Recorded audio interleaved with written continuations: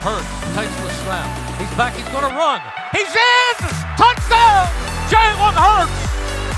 The Eagles are just devouring the Giants. And it is A.J. Brown again! Another touchdown!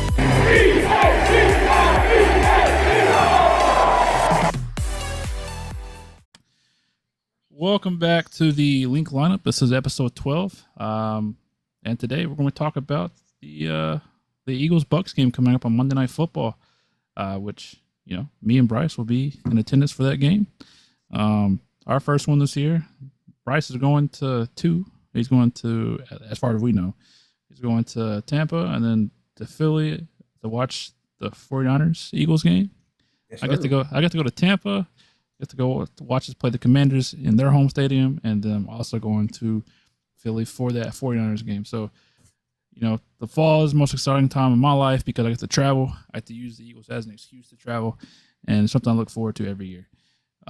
So with that being said, yeah, 2 undefeated teams going head-to-head on Monday Night Football. One, I guess you can say, was expected to be 2-0. The other one, maybe not so much. So going into this game, I pulled up a stat. The last 4 times the Eagles have played the Bucks, we have lost. Yep, I think we're on a 5-game losing streak. Maybe. I think it might be 4 or 5. I can't remember. But I can tell you, the last one we had was in 2013 against them. Well, that's not good. It doesn't really matter in the grand scheme of things. But just for fun, we'll take a trip down memory lane. Last time we played the Bucks was in Tampa, the wild card playoff. Got killed, got our asses whooped. Yep. The next one was the same year, but on Thursday Night Football. I believe this was Zach Ertz's last game, if I'm not mistaken. We got whooped again. Not really. I think it was a 3-point game, but it didn't feel like a 3-point game. Oh, yeah. Never mind. It's starting to come back to me. Yeah. Yep. And then in 2018, September 16th, Ryan Fitzpatrick and Deshaun Jackson go off. This was a game where Eagles fans were passing out, or not Eagles fans, but just fans in general were passing out in the stands because it's so hot. Luckily for us, it is early in September, so it's still hot outside in Tampa, but it was a Monday Night Football game. Therefore, it shouldn't be that bad. And then the fourth one was in 2015. Last year, Chip Kelly, Jameis Winston threw for 5 touchdowns. So, you know, fun times. But, you know, we'll start this off like we always do, just doing key matchups, you know, on the offense and defense side. So our offense versus their defense. You know, our bread and butter right now seems to be the running game. No ifs, ands, or buts about it. The passing game just kind of hasn't been a thing this year so far, besides a couple big chunk plays here and there. But, you know, other than that, nothing really too crazy. Obviously, last week, we saw DeAndre Swift come home and, you know, show out. And so I don't think this Bucs team has a great run defense. I think they're maybe in top 15, top 16, maybe, but still They're a hard team to judge just based off their opponents they've played. The 2 opponents that they've played are not great run teams. Which the Bears, I don't really think are good at anything right now, but they're not. The Vikings, I don't think they have a strong run game. Their offensive line isn't bad, but the Bears, as much as they've dumped into their offensive line, it still seems pretty bad. But so it's kind of hard to judge this team. They got good players though on their defensive line. Yep, they do. When it comes to running, they got a big guy at nose tackle. Monster. Huge guy. Vita Vea, just huge. Big guy. It'll be interesting to see Jason Kelce and Cam Jurgens go up against him. Hopefully they don't take advantage of that. I trust Jason Kelce. It's Cam Jurgens that I don't really trust yet. This is one of the matchups we talked about at the beginning of the year. Yep. When it came to Cam. Yeah, it's just one of those things you worry about. But hopefully, you know, we got Stoutland. Hopefully he kind of prepares for this game, kind of figures out something, because we can't have Vita Vea running over Cam Jurgens, which I'm sure Cam Jurgens will lose a couple of these battles that they have throughout the game, but hopefully we just avoid it as much as we can.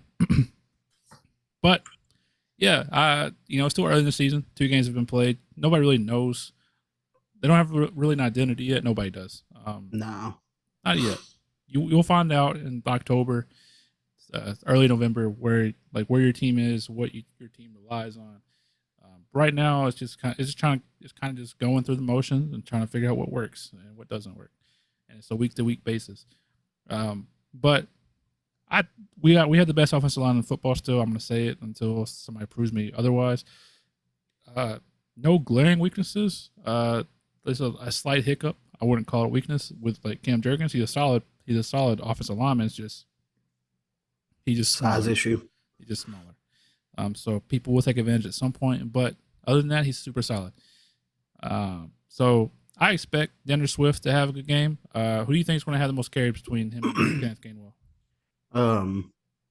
Just based off last game, I think you got to give DeAndre the amount of carries. But to be said, it wouldn't surprise me if Kenny Gainwell gets a lot of touches. But I don't see the coaching staff just jumping him right back into it after his injury. But yeah, I don't know. It's going to be weird. I think it will be. We get to watch it live. So. Yeah, we will. And we get the boo if they give Kenneth Gainwell the ball too many times. There is this theory that is going on in my head that they're maybe not giving DeAndre Swift the ball as much just to kind of make it where he is less desirable come free agency so we can sell him back, which is a possibility. But at the same time, you're also having the chance of him just being pissed off and not want to come back. Yeah. So if that was the case, I think you just first and foremost you play to win this year. This is the kind of the year that everybody's looking at you, definitely betting on you to go back. So I think you have to have the best players on the field at all times. Yeah. And to me, DeAndre Swift is the better player over Kenneth Gainwell. Yeah, and funny enough, I recorded a podcast by myself because I didn't think Bryce was going to be here. Josh is feeling a little under the weather, so we hope he starts feeling a little bit better. But the show must go on. But it's funny because I said that DeAndre Swift isn't like a 3-down back, and then I retracted my statement with he is, but you don't want him to have such a super high volume of touches just because you don't want to keep him upright. You do, and then running backs nowadays, unless they're big and they're like Derrick Henry size, which most of them aren't, you don't want to have them taking as many hits as they do. So running back by committee is like the thing to do now. Yeah. Even with your example just then with Derrick Henry, you're starting to see Tajay Spears start cutting into his third down snaps and even taking more snaps from him right now. But it's running back position is so weird nowadays. It's just so undervalued, and it hurts my heart personally to see that happening because I grew up, played running back and stuff like that, and I was in my era watching football growing up, and yours too. That was probably one of the most glorified positions to play as a kid coming up because of all the people in the NFL then. But it sucks to see it start to dwindle down, but I guess that's just how the game's starting to unfold nowadays. Yep, it is. And, I do agree with some of it because running back does take the most hits. Because if you're catching the ball, you get hit. If you run the ball, you get hit. And if you're pass protection, you're getting hit. So 90% of the time, 95% of the time, you're getting hit. So, going back to this game, I think DeAndre Swift gets 70% of the touches. And then Kenneth Gainwell probably gets 25, and Boston Scott gets the rest. I don't think Rashad Penny will be active. Is Boston okay? Is he? I haven't heard anything. Concussion. I thought he left the game with concussion last game. If so, I haven't heard anything. So no news is good news. That's what I've been told all my life. But I will search his name up real quick and see if I can find anything. But I do think that will be the case where it's 70, 25, and 5. Yeah. Haven't seen anything about him yet. So concussion, usually you can play within 10 days. Typically, that's how it goes. But that's what I hope for too. Like I don't mind giving Kenneth Gainwell some touches. He's a great short yardage back, but he's not going to. He doesn't have like that explosiveness that DeAndre Swift has, and even Boston Scott. Boston Scott has some explosiveness as well. So play to their strengths, and you'll be in a good spot. Mm-hmm. So I like it. Yep. It just I don't know. Does it ever worry you that we're just so heavily on the running back by committee thing? Like just because I don't know, because I always refer back to 2017. I loved it. I thought it was great because we had a great stable of running backs then. But it always felt like to me, when you do that, you're almost taken away from like a player's strengths or like just not letting him shine as much.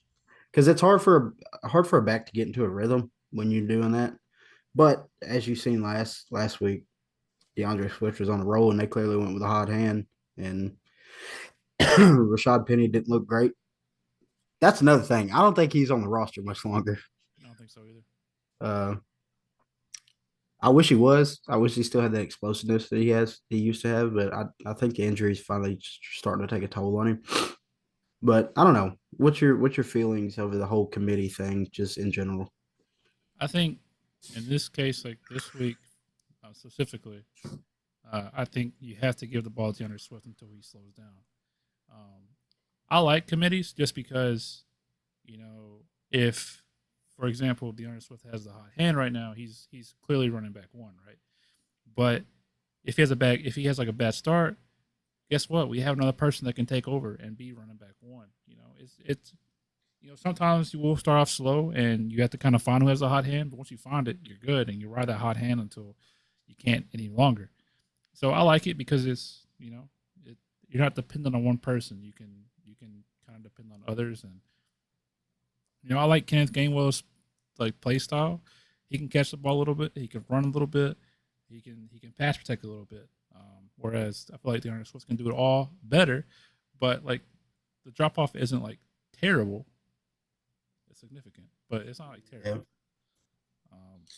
I just think DeAndre is just he's way more explosive than any back we've had in these past 5 years, probably 5-6 years.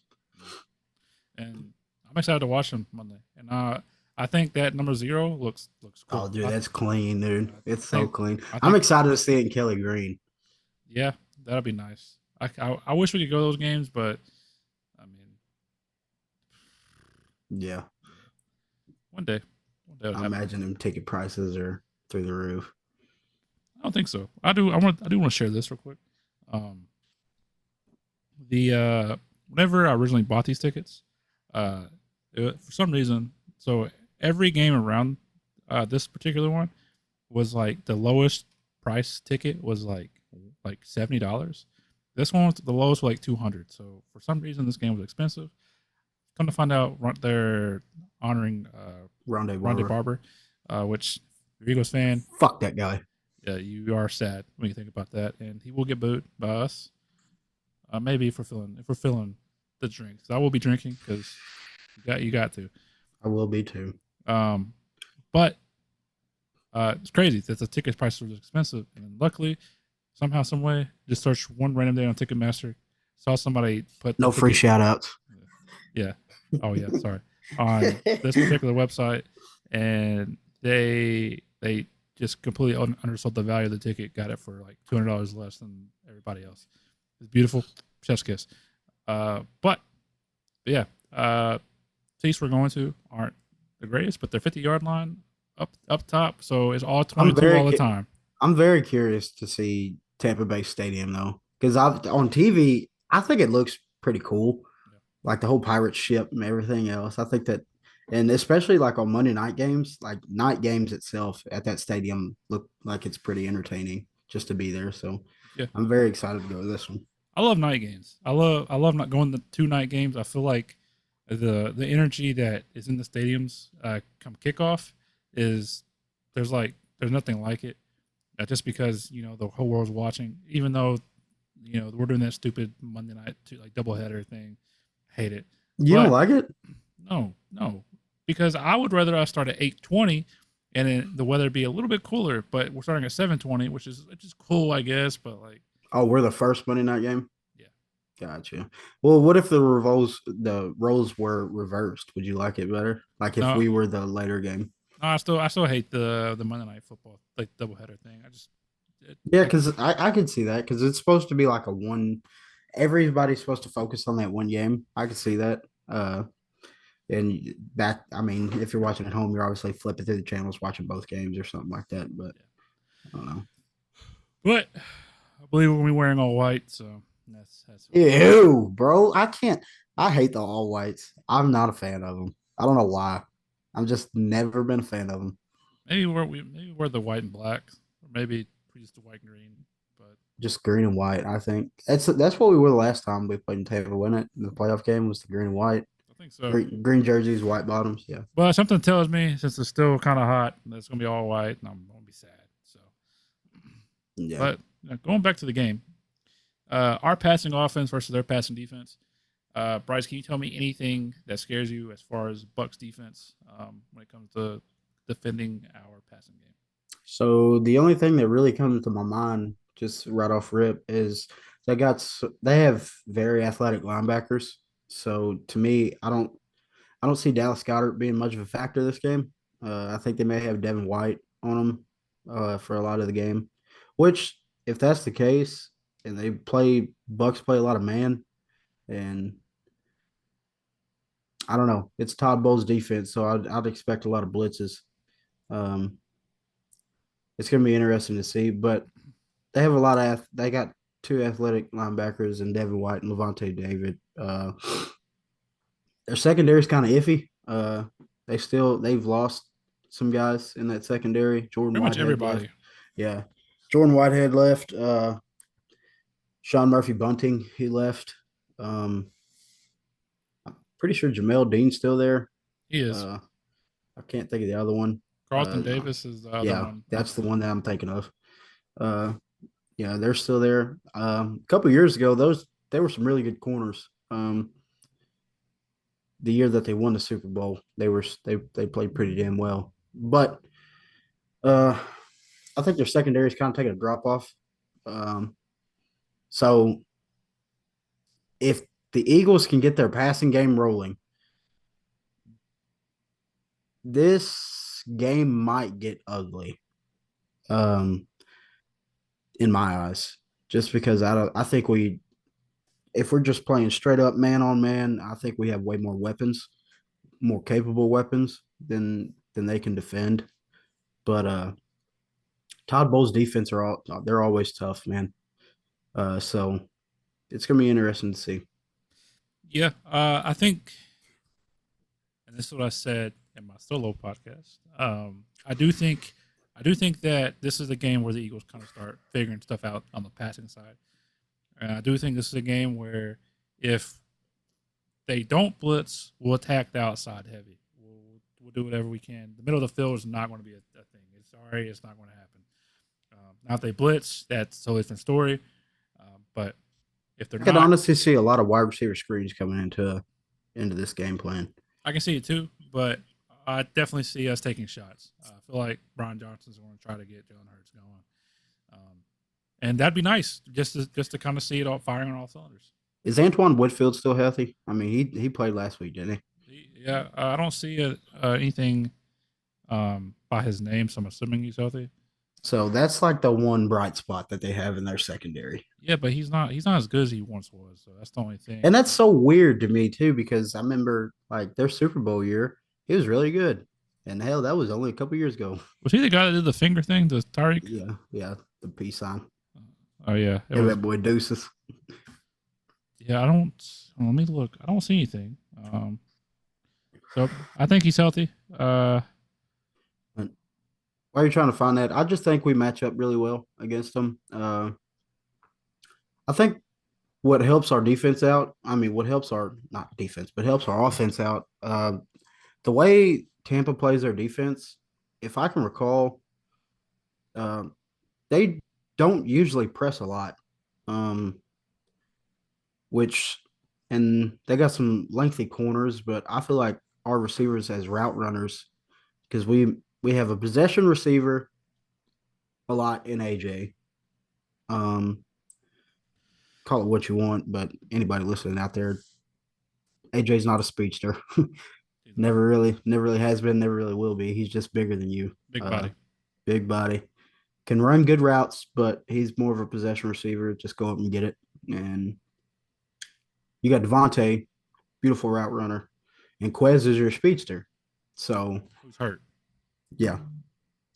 So if Quez was healthy, this would be the game where I could see him getting like a shot deep, kind of testing their safeties. But I don't know, man. I'm really excited for this one because I'm really excited to see the offense play. Since we'll be at this game and where we're sitting, we'll see like the whole all 22 view, and we'll see what the fuck is going on like the back end of our offense. Once like if you're watching on TV, the play is off the screen, so you can't see what the hell the coverage is and what the route concepts and stuff are. So this is what I'm kind of excited to see, just from like a Brian Johnson standpoint, what he's calling. So. Yeah. For those of you, I've probably said this before. Maybe I have. I don't know if it's on this show or the other one. For those of you who are looking at games and ticket prices and you want to stay as close as possible, I promise you, if you are a fan of football and you love the game, sitting up top is the best thing you can do. Just because you see everything develop, and you don't have to move your neck at all. Like you're there, you're watching it, and you're like, you can see everything. It's beautiful. The game of almost like basketball. The game of football is beautiful. Just watching how the schemes get people open or plays develop. It's beautiful. It is so good. And those tickets aren't super cheap. They're not like $10. But if you're on a budget, do that. Just do that. And I promise you won't regret it. I know whenever I was younger, people would always say nosebleeds, and you're thinking that's awful, bad, everything negative about it, right? But as I've gotten older, I love going to nosebleeds. The energy in the stadium is unmatched because you have people that say, just watch the game at home. That's what you're watching when you're at the nosebleeds. It doesn't matter. No. You see so much more, and just being in the stadium is just a thrill.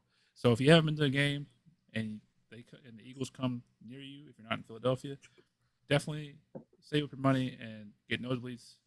Obviously, if you can afford it, get close as you want, because that is an experience in itself.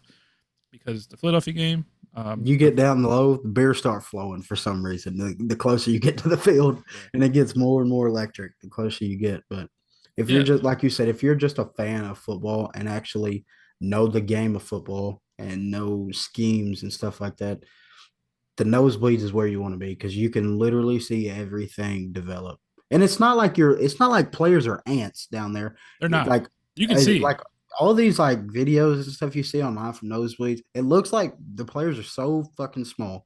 That's not the case at all. So me and Chase, we went to Indianapolis last year. This was my first time ever sitting up high, and I would almost prefer that over any other seat, just because you can literally, when we tell you you can see everything, you can literally see everything. Yep. And I'm going to talk about this because I'm very passionate about this. So I sat in the nosebleeds for, let's see, 4. Wait, probably 4 or 5 Eagles games. I sat very high. I went to Bank of America Stadium and for the Panther Eagles game. I sat in row Z. I looked it up yesterday or the day before because I was asking Caitlin where do we sit at. I couldn't figure it out. But row Z, that's row 26 if you're keeping count at home. And that's a little further away, but the seat is awesome. And I sat in the corner in the nosebleeds at the Falcons game. Still great seats. No matter where you are, it's a great seat. Now, Bryce mentioned that the beer starts flowing and it's a little more electric down low. It is. It's 2 different experiences, but you still enjoy it no matter what. Because when you're down low, you're closer to players, and it's different, because me and Bryce, last year we sat row 4 in the end zone. We're sitting row 11 this year in the end zone. It's being close is awesome. It's just you feel like you're more a part of it, but I feel like in nosebleeds you're more of a fan, and if you're into football, that's just the perfect seat for you. But like I said, obviously if you get a chance, sit as close as you can, just get the experience. But I will always prefer the nosebleeds. All right, enough of our experiences. Yes. But yeah, so yeah, it'd be nice to see. It'd be nice to see the plays develop from our seats. That's the last thing I'll say about it because we're talking about our offense. We want to know what's going on. We'll definitely be watching it. Be on the look for our live updates on Twitter if you follow us on Twitter. I'm not gonna lie, I will not be on my phone. You can be you. It can be. I'll give some live updates about the offense, and because that's mainly what I'm going to focus on a lot this game. I'm a huge defensive guy, but I'm very curious to see what the hell is actually going on with our offense at the moment. So yep. And that's what's cool about this game is since we are sitting up there and we know that the offense have issues. Guess what we're looking for? That we're going to watch that the whole time. So yeah, we're excited. We'll post pictures, all that fun stuff. So do you think the offense gets back on track this week, or do you think it's another week? I think this might be the week that Brian Johnson because to me, I honestly feel like he's not opened the playbook. I feel like he hasn't either. I feel like it's been very vanilla.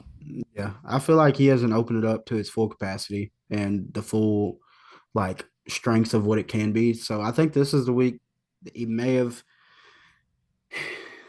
heard the rumblings in Philadelphia, unhappy fan base and shit like that. And hell, Nick has kind of talked about it in press conferences and stuff like that. So I think this is the week that Brian Johnson and Kevin Patullo, I think they look into it and try to open this playbook even more.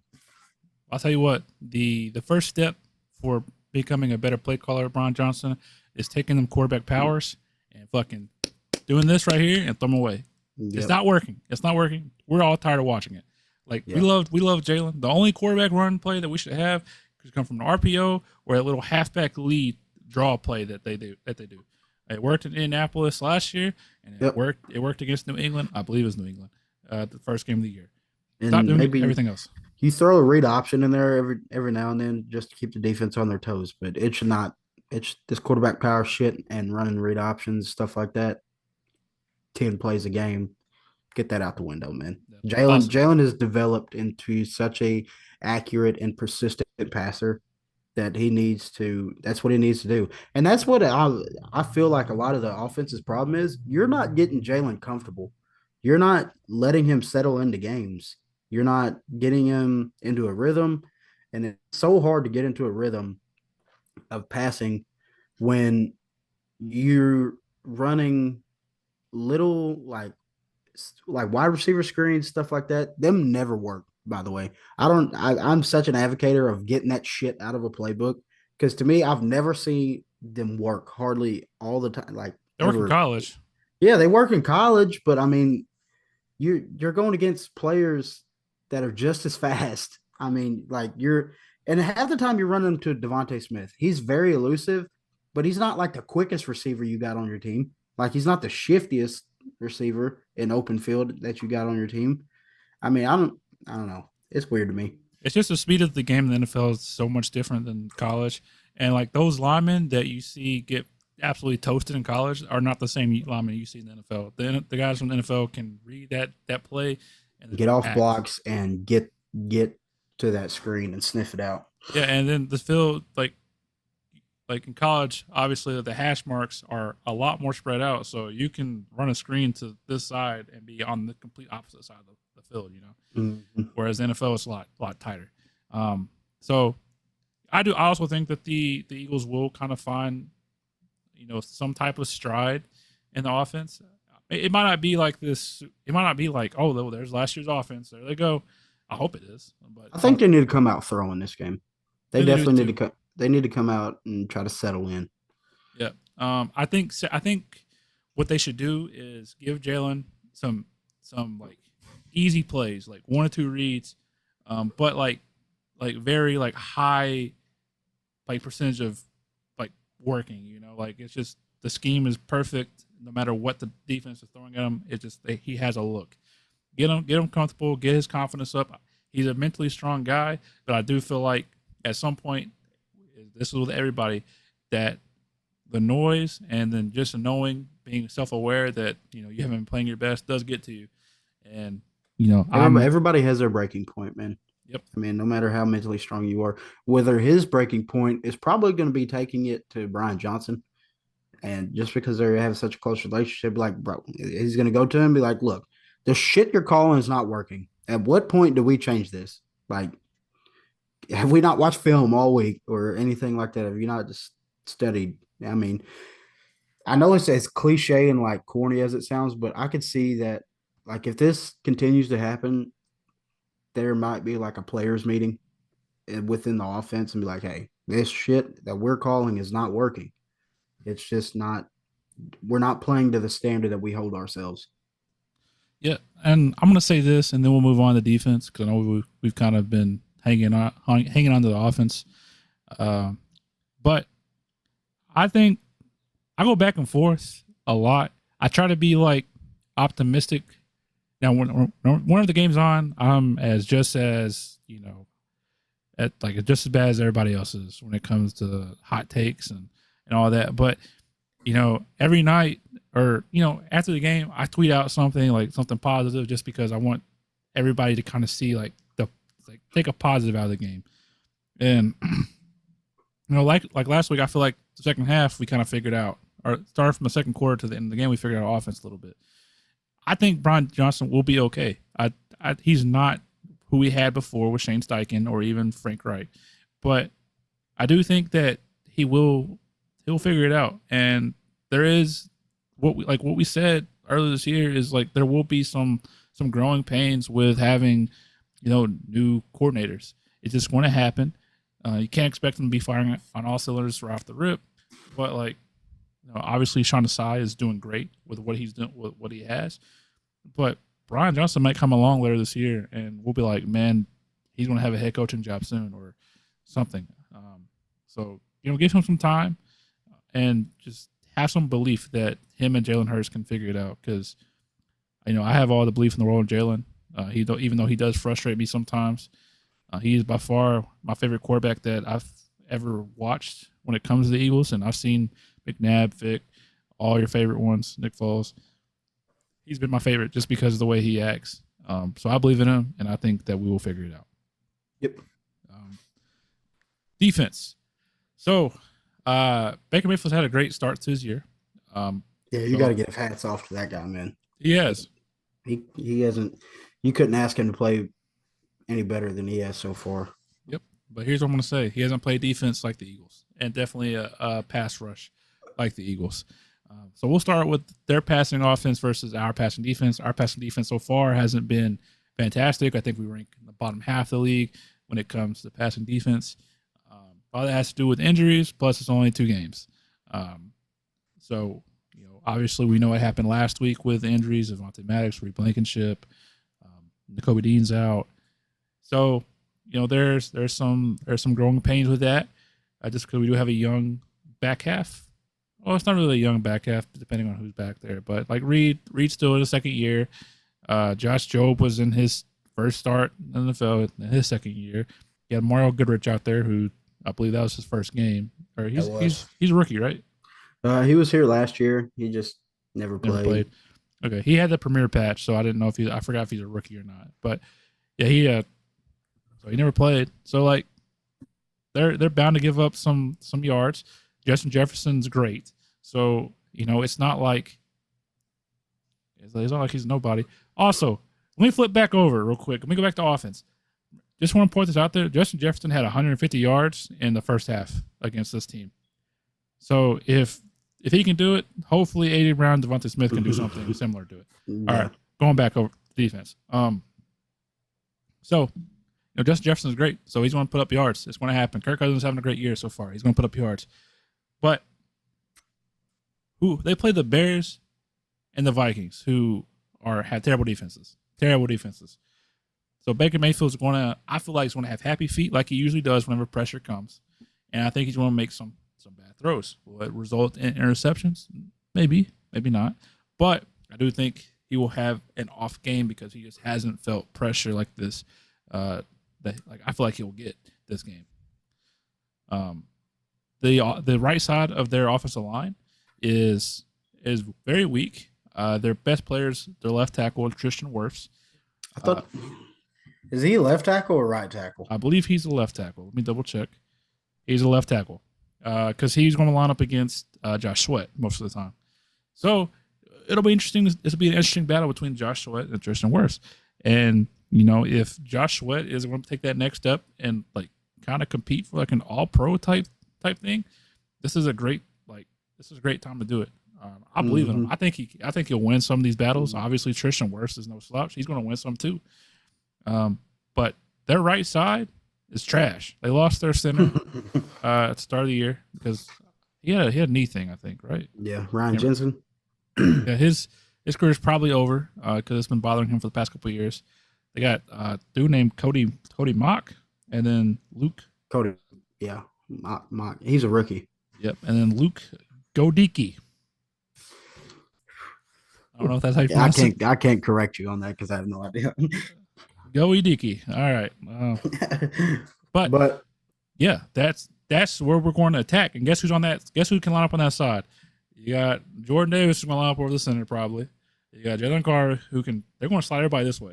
And you got Son Reddick who hopefully I could see this being like a not coming out game, but let me remind you who the fuck I am kind of game. Hey, welcome back if you say so. I think this is a game where he kind of gets it going. I know he had that thumb surgery, which I feel like has impacted that might him. have it, because that's what I read something on Twitter is like for all Eagles fans that are a little concerned about Hassan Reddick, you have to remember that he had I guess it was a pretty bad thumb injury in training camp for him not to play any preseason snaps, which none of the starters did, but they were holding him out of some training camp practices because of it. And when you're a guy like Hassan Reddick and you're a little undersized, you base your pass rushes off your speed and your hand placement and your hand like pass rush moves, I guess. But that I could see it being a problem, but I think he gets it going this game. It may just be my high hopes, but I have a lot of belief in Hassan, and just because obviously what we've seen last year, but he's not a player where they had just one good year and that's it. I feel like this could be a game where he turns it on. Yep, and you brought up a great point with that. If you ever played defensive end or anything really on the defensive line or even the offensive line, you don't win your battles by just running past the person. You got to do some type of hand fighting, and guess where your thumb is? It's on your hand. So, like, it's a very violent game when it comes to in the trenches. You're like karate chopping like arms, and you'll feel it in your thumb if your thumb isn't 100%. So like, his arsenal might not be like super great right now because he's holding back because he just doesn't want to hurt it, and I don't blame him. But I think at some point he's going to turn it on. This is a great game to start. And then like I said, this is going to be a great game. Just to hopefully like the defensive line takes over, like we feel like they can, and I don't see a reason why they can't. Yep. So this might be the Bucs rushing attack might not even be seen just because right now the Eagles are leading. I'm pretty sure they're number one in the league in rush defense right now. And a lot of that comes from Jordan Davis, Fletcher Cox, Milton Williams, Jalen Carter. They're doing a lot of work on the run defense. I give my hat off to Zach Cunningham as well. He's played excellent in run stoppage. So, and Tampa Bay's backs, man. I mean, they ain't got a whole lot to work with. Yep. Rashad White is about it. Pretty much it. We'll talk about the wide receivers and then we'll go back to the running backs because that's definitely something I want to bring up. So, Mike Evans and Chris Godwin are your two big targets. Mike Evans is the big target because I believe he's 6'3", 6'4", maybe. Might be a little bit taller than that, honestly. Maybe 6'5". And in the playoffs in the previous year, or 2 years ago, they try to line him up against Avonte Maddox every time. And guess what? Avonte Maddox, 5'8", 5'9"? There's a big difference right there. That's almost a whole foot. This year, Avonte Maddox isn't playing because he's hurt.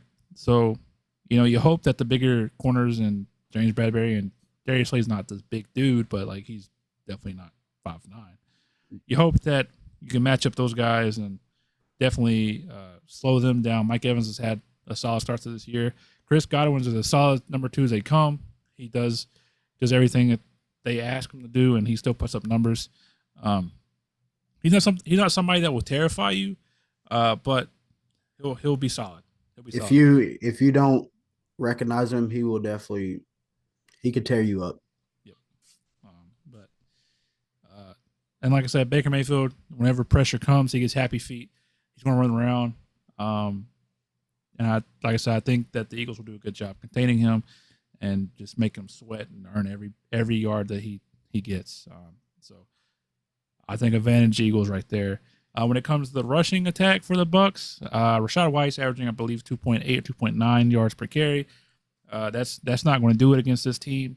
The Eagles have only allowed 129, 128, 127, something like that yards so far. They're averaging, I seen it earlier, they're averaging 52.0 rush yards a game. No, that'd be 104. So there you go. So yeah, nobody's really doing anything on the ground against the Eagles. I believe last game was like 14 total yards on the ground. I can't remember. It's definitely bad. Yeah, not good. And kind of limited offense when that happens. Absolutely. And Rashad White's a fantasy running back. He's the only guy that on that offense that will get touches. But as far as like when it comes to like actual football, I don't think he is a guy to like really worry about. He's solid, but he's not like this game breaker. Like you have to like plan specifically for him. And plus, like I said, we have the best D-line in football too. Mm-hmm. So and then like you said, Zach Cunningham's great against the run. Nicholas Morrow's okay against the run. So like that front seven against the run, I'm not worried about it. I don't know if you are, but I'm definitely not. No. It's gonna be really pivotal if Reed Blankenship and James Bradbury are able to come back this game, which I think they are. Pretty sure that they are. That's going to help your pass defense out a lot. Justin Evans has played okay.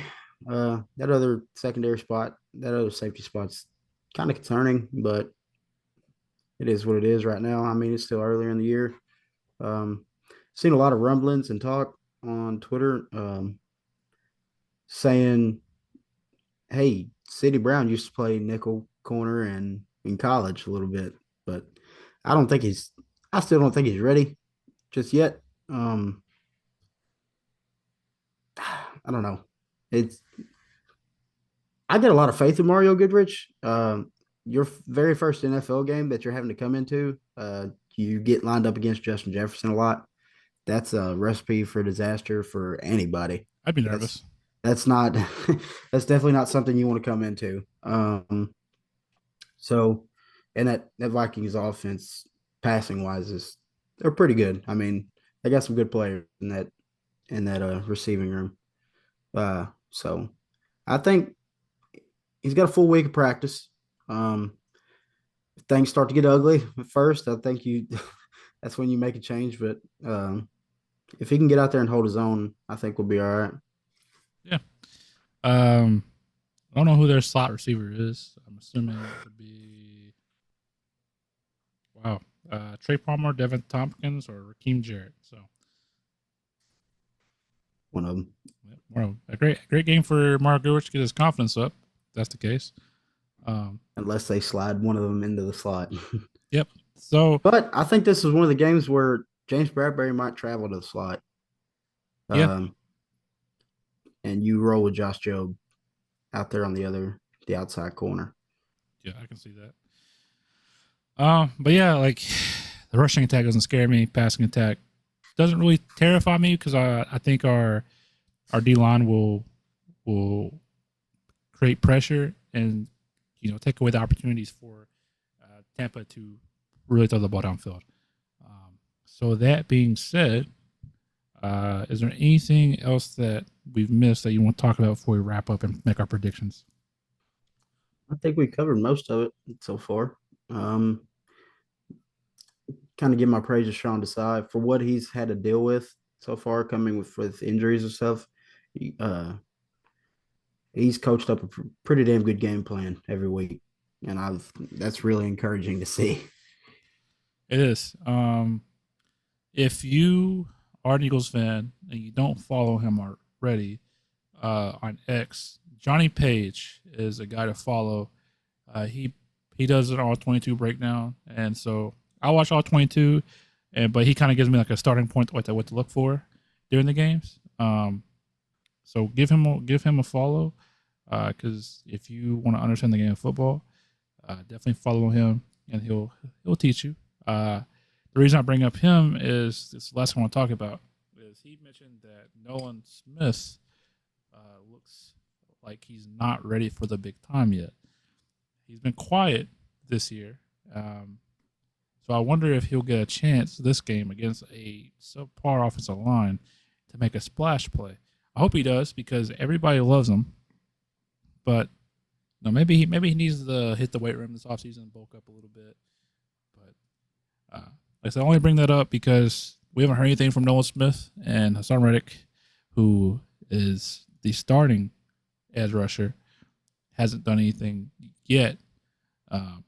So yeah, I feel bad because nobody wants to be called too small, but that's what it seems like so far. But Yep. he'll be okay. He'll be okay. All right, let's make our predictions. I actually want to talk about the NFC East. So let's make our predictions for the 49ers Giants. You want to go against the spread, or do you just want to go straight up? Straight up. Let's just do straight up. All right, straight up. Giants, 49ers, who you got? 49ers. 49ers, pretty easy. Definitely wouldn't expect anything different. If you pick the Giants, you are either somebody who knows something we don't, or you're just a Giants fan. Next up, we got the Bills Commanders at Washington. Give me something tells me the Commanders are going to win that, but I'm going to take the Bills. Yeah, I could feel that. Hats off to Eric Bieniemy for what he's doing over there in Washington.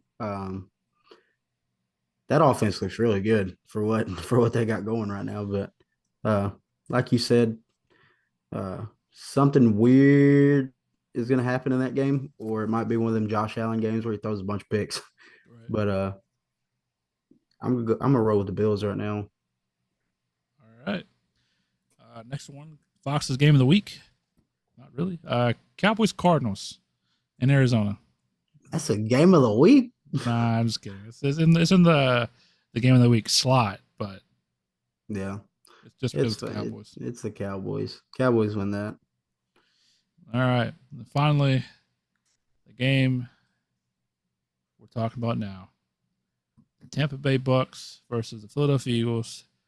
Philly's traveling all the way down to Florida, where it's hot and humid, for a Monday Night Football game against the Tampa Bay Bucks. Bryce, give me your score prediction right this very second.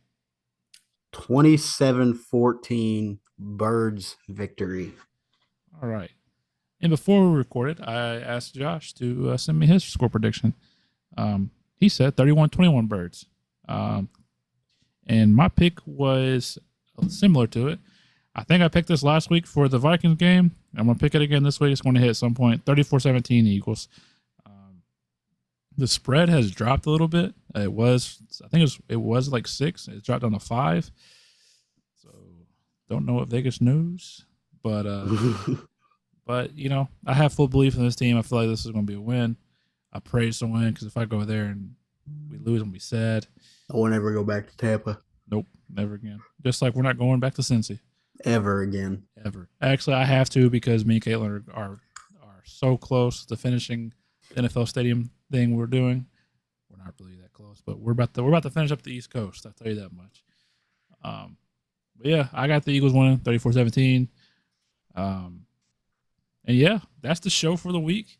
Next week we will definitely not be on time. We'll probably record Probably Friday. So a week and 2 days from now.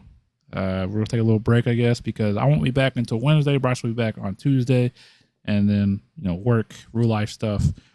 So we'll do a review / preview episode. It's probably a little bit longer. For the next game, which I think we play the Rams next, right? Yep. Going on the West Coast. Yep. And so that's the schedule. That's what to look forward to. Be sure to follow us on all socials at the Linc Lineup. We'll post updates. We'll share where we're at, what we're doing, what we see, all of that. We'll take all the pictures. So follow us along as we go to Tampa. Follow Bryce at I Am Bryce Haynes. Follow me at Cardiac Chase. And until next time, as always, go Birds. Go Birds.